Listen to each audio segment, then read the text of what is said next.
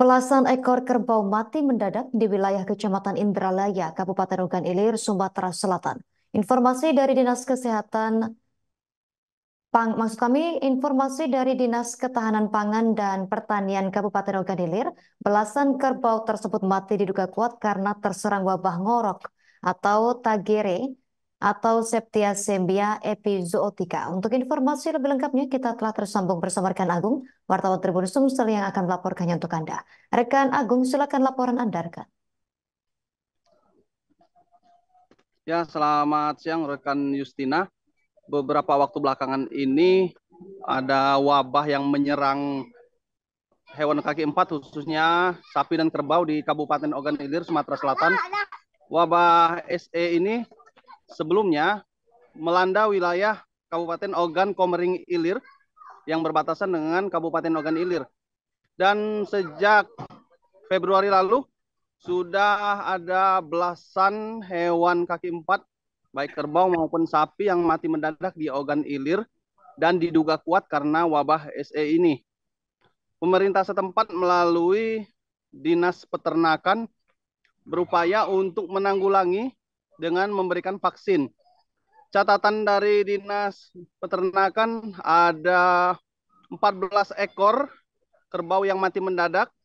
Meski jumlah ini relatif lebih sedikit dibanding daerah di seputaran Ogan Ilir, namun kekhawatiran melanda terutama untuk peternak hewan kerbau karena ini juga mendekati Hari Raya Idul Adha yang sekitar 2 bulan lagi, sehingga permintaan terhadap hewan kurban meningkat dan ini menjadi kekhawatiran bagi para peternak.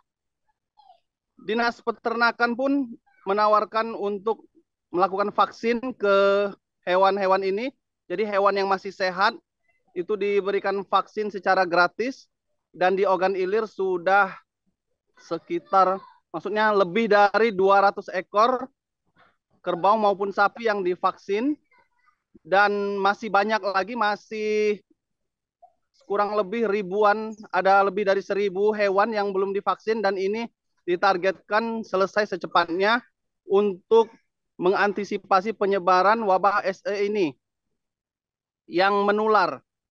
Dan informasi dari Dinas Peternakan, wabah SE ini ditandai dengan berkurangnya nafsu makan pada hewan, kemudian air liur yang terus mengalir begitu, dan setelah ada tanda-tanda air liur tersebut 2 hingga 3 jam kemudian, maka hewan yang terserang wabah tersebut akan mati.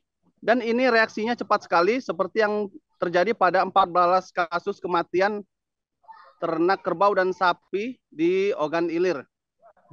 Dan para peternak sendiri meminta kepada pemerintah setempat untuk meningkatkan lagi vaksin. Namun sejauh ini dosis vaksin di Pemkab Ogan Ilir ini bergantung dari ketersediaan stok di Dinas Peternakan di Provinsi Sumatera Selatan.